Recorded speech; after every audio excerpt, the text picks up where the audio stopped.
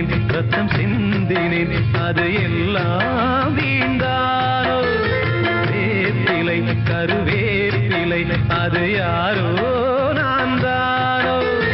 என் வீட்டு கண்ணு குட்டி என்னோட மல்லு கட்டி என் மார்பில் முட்டுதடி கண்மணி ஏன் கண்மணி தீப்பட்ட காயத்துல தேள் வந்து கொட்டுதடி கண்மணி கண்மணி தெரிஞ்சுக்கிட்டேன் உலகம் புரிஞ்சுக்கிட்டேன் கண்மணி